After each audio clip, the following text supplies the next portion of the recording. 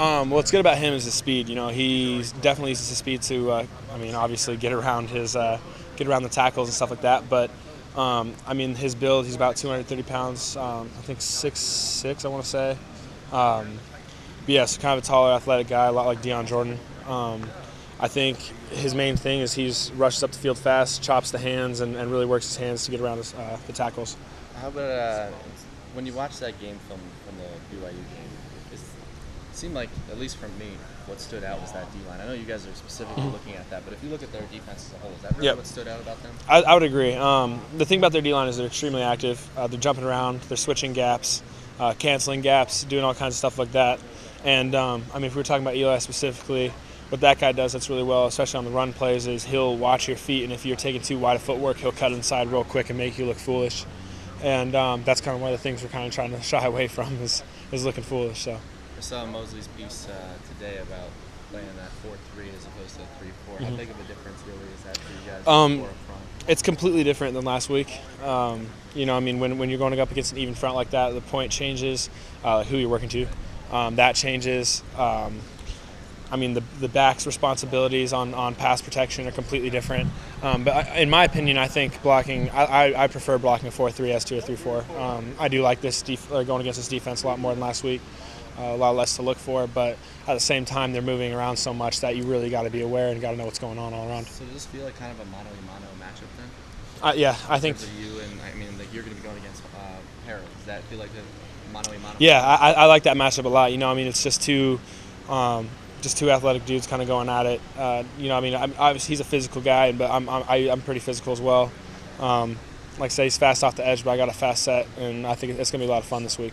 You guys were in the Mo the last couple of days. Yep. For you big guys playing in the heat and humidity, obviously you're from Arizona, so yeah. you know a thing or two about heat. Is that something that's overblown in terms of preparation and by us, the media, talking about the heat and humidity, or is it a big deal? Could it be a factor? I don't think it could be too much of a factor. We were training. The Mo the past 2 days was so hot, and it's not going to be as bad as the Mo was the past couple of days. There's no way. But yeah, I think it's a factor, But for big guys, we sweat so much. Our bodies are efficient in that sense. It won't be too much of a problem. We'll just be really wet. So you guys do weigh-ins before and after. Yeah. When you were in the Mo, how much weight were you losing? You lose anywhere from a bigger guy. We lose anywhere from the least you'll lose is probably about 6 pounds. The most I think I saw a guy lose about 12 or 13 pounds.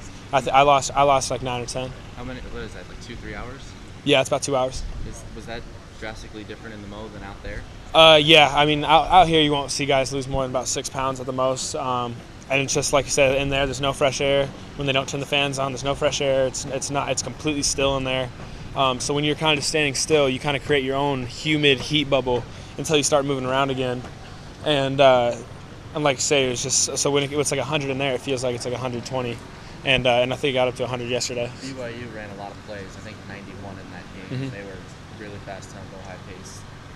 It kind of gives them a similar look to what they'll see from you guys. Yep. Did you get a sense that it was similar enough, or are you guys so different still from BYU that it'll be completely different? I think it was similar enough. We've looked at a lot of BYU film. They were doing their zone things, and I think we got a lot of good things picked up from that film. Like I said, I think we're a little faster than BYU in the sense of tempo and knowing our jobs faster. It's like as soon as we get up to the line of scrimmage, for us, we move as fast as the refs do. It happens so many times in games that we're up to the line and we have to we know exactly what's going on. We just have to wait for the ref to put the ball down, and we can only go as fast as they go. But so yeah, that's kind of our tempo, and I think we're going to have a lot of success with it.